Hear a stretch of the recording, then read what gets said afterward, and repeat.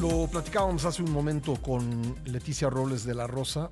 Hay pues una polémica en torno de la interpretación del artículo 105 constitucional, en torno de si la fecha límite para que la Corte revise las impugnaciones que se presenten contra el Plan B es el 31 de mayo o 1 de junio, o esa disposición del 105 pues no aplica al Poder Judicial. Y para aclarar este tema, porque creo que políticamente es muy importante, pues le pedimos a nuestro buen amigo, el doctor Juan Jesús Garza Onofre, del Instituto de Investigaciones Jurídicas de la UNAM, que nos acompañara esta mañana en la primera emisión. ¿Cómo estás, doctor? ¿Cómo te va?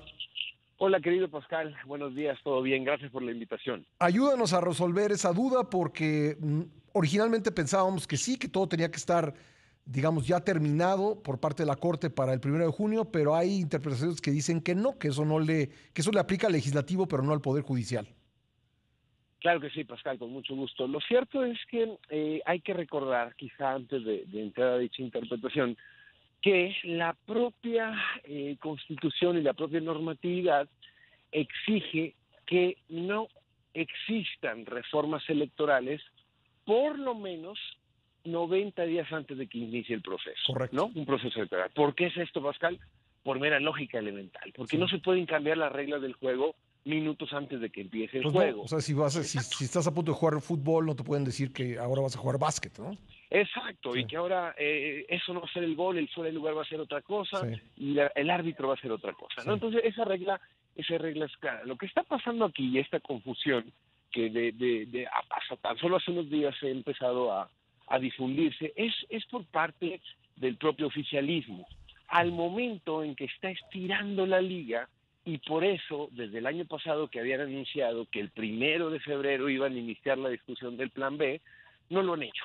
No lo han hecho porque en eso lo que están haciendo es recortar los tiempos para que la Suprema Corte pueda entrar al fondo y al estudio de este tipo de cuestiones. Lo cierto Uh-huh. es que aquí estaremos en un limbo jurídico, porque a ciencia cierta no está claro cómo la Suprema Corte puede resolver esto tan rápido. Hay que recordar, Pascal, que la Corte lo que tiene que hacer es un análisis de fondo e integrar todas los recursos y todas las cuestiones que se han interpuesto en contra del Plan B, Que que, son que son muchas y van a muchas, ser son más, ¿no? muchos. Sí, al momento solamente hay 2 leyes que entraron en vigor, Uh-huh. pero de esas ya hay una controversia constitucional del INE y también hay una acción de la alianza Uh-huh. opositora, ¿no? Entonces, esas dos se van a recoger, y eso sí anunció la Corte, que todas se van a estudiar dentro de un mismo paquete. Entonces, mientras no entre en vigor, difícilmente la Corte puede llegar a estudiarlo. Uh-huh. ¿Qué sería una alternativa medianamente sensata? Porque la Corte estudia a fondo, la Corte hace un proyecto, son 11 personas las que lo tienen que estudiar, tienen que hacer sus votos, implica tiempo, implica por lo menos de 2 a 3 meses, ¿no? Por la Uh-huh. premura, ¿no? ¿Qué podría hacer? En el Plan B hay un transitorio, hay un articulito que dice que este tipo de modificaciones no van a aplicar para la elección en curso de Coahuila y de Estado de México, ¿no? Esa es una alternativa que pudiera vislumbrarse si el legislativo toma en consideración que por los tiempos se pudiera patear esto, no para la elección del 2024, sino posteriormente. Y eso creo que sería una salida política. No sé si esté dispuesto a hacerlo el oficialismo, pero podría destrabar, porque en ese sentido la Corte ya podría resolver esto en los próximos meses con Uh-huh. mayor holgura, sabiendo que las reglas electorales para el 2024 se quedan iguales. Dime una cosa, ¿en acciones de inconstitucionalidad y controversias hay suspensión? Lo que pasa con acciones y controversias es que se necesita una mayoría calificada, Uh-huh. Pascal, de 8 votos de los 11, que es difícil, y quién sabe si se vaya a lograr en la Suprema Corte, sabiendo que hay por lo menos un par de ministros que han votado tradicionalmente en sintonía con la reforma de López Obrador. Este tipo de suspensión, antes que ser una suspensión, lo que hacen es expulsar una regla o un conjunto de reglas de todo el sistema jurídico. Uh-huh. Entonces, por decirlo, la Corte invalida el conjunto total de este tipo de reglas. Entonces, es algo más que una suspensión, inmediatamente se decreta que esa ley ni siquiera debe entrar en vigor. es la alternativa más sensata, porque hemos estado ¿Eso pensando en cómo los... se llama, Sí. ese procedimiento o ese tipo de decisión?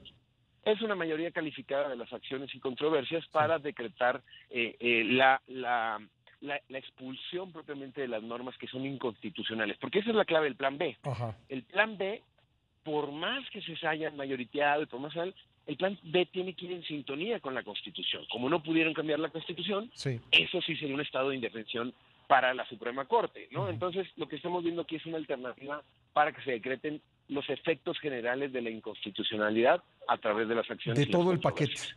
Exacto, de todo el Ya. paquete o de las normas específicamente que digan, bueno, esta norma es constitucional, esta norma se alcanzó los 8 votos, eso se tiene que analizar por una votación conforme a quien Ajá. analice el A proyecto, ver, ¿no? estamos conversando con el doctor Juan Jesús Garza Onofre del Instituto de Investigaciones Jurídicas de la UNAM. Doctor, entonces nos decías, una posibilidad, un escenario es que la Corte deseche todo el paquete por evidente inconstitucionalidad, o bueno, así lo interpreté yo. Sí. Antes de pasar a otros escenarios, el tema del plazo, ¿cómo se puede resolver? Mira, esa es una buena pregunta, Pascal, porque hay que recordar que una de las discusiones jurídicas históricas es que si estas cuestiones se pueden impugnar hasta que surten efectos o desde que entran en vigor. Sí. Y en ese sentido, parecería que como estas leyes en específico es un conjunto de 6, ahorita solamente han entrado 2, que es lo relativo a esto de los actos anticipados de campaña y a que puedan participar los funcionarios de gobierno, pues esto parecería que hay tiempo todavía porque no han surtido efectos debido a que estas leyes van a entrar en vigor hasta que pase la elección de Coahuila y Estado de México. Entonces, en ese sentido, creo que es un aspecto que la Corte está esperando a que entren en vigor las 6 reformas, las 6 leyes secundarias, y en ese sentido, una vez que se activen eso y ya haya pasado la aprobación en el Senado, la Corte pueda resolver sobre todo el conjunto de reformas para no Incluido estar el sobre... plazo, incluido... Exacto. Ya, entiendo. Bueno, ¿habría un escenario en el que la Corte discute acción por acción, controversia por controversia, y entonces deja viva una parte del plan B y otra la mata, si puedo usar Sí. el verbo? Sí, esto es lo que tradicionalmente sucede en la Corte, porque en esto parecería que sigue el camino que hay que recordar, Pascal, siguió la ley de la industria eléctrica, ¿no? La ley de la industria eléctrica no alcanza los 8 votos, alcanza 7, con una confusión ahí en la votación del ministro, en aquel entonces el vicepresidente Arturo Saldívar, pero los argumentos para la inconstitucionalidad, unos se fueron por medio ambiente, otros se fueron por soberanía energética, tal. Entonces, al final, lo que está sucediendo ahorita en los amparos es que se genera un precedente para decir, bueno, no se alcanzó la mayoría en unas cosas, pero en otras cosas sí los ministros argumentaron que era inconstitucional. Entonces, eso sirve para ir organizando de una manera distinta la manera en cómo se va a echar abajo el plan B. Bueno, hay algunas cuestiones donde sí tienen algo de razón la reforma con permitir llevar a cabo esta nueva reestructuración del INE, ¿no? Bueno, eso podría ser un argumento de libertad configurativa del legislativo, pero no significa que eso pueda llevarse a cabo sin la discusión previa, sin unas cosas de procedimiento que también se están alegando en la Suprema. Ahora, eso sería lo más complicado, ¿no? Metería al INE en un tremendo embrollo, ¿no? No, y al final, Pascal, yo creo que al final pues también se genera incertidumbre, que es lo que no se busca con modificar las reglas electorales tan cerca a una elección, que unas cosas sí van a quedar colgando, unas cosas van a quedar vigentes y otras sí tendrán que reformar. Entonces es un escenario complicado porque no hay que olvidar que en el 2024 va a ser la elección más grande en la historia de México. Entonces, con tan solo, y otra cosa, Pascal, el proceso para el próximo año, el proceso formalmente inicia en septiembre, ¿no? Entonces, el tiempo para capacitar, para modificar estructuras, para generar nueva normatividad reglamentaria, se ve bastante complicado, sí. Ya. Bueno, me queda un par de minutos, pero preguntarte rápido por los amparos. No hay amparos en materia electoral, pero como el paquete tiene aspectos laborales y otros, pues sí podría haber amparos contra ese tipo de cosas, ¿no? Sí, no, totalmente. Hay que recordar que la única materia que no ve propiamente la Suprema Corte y la jurisdicción ordinaria es la materia electoral porque hay un tribunal especializado. En ese Ujú. sentido, hay un recurso específico para aquellas personas que se sientan agraviados en sus derechos políticos y ciudadanos, ¿no? Como muchas de las reformas del Plan B implican reestructurar al INE, eliminar juntas distritales, eliminar probablemente cargos de trabajo, contratos. Esos son los amparos que se están presentando porque sus derechos laborales se van a ver afectados. Eso sí, Ujú. con un amparo sí se le puede dar una suspensión a la ley. Entonces, por eso las alternativas suenan interesantes para los amparos, pero los amparos solamente son para las personas involucradas directamente en el ámbito profesional del INE o de Ujú. toda O la sea, eso estructura no electoral. podría frenar la implementación del plan B para efectos electorales, digamos.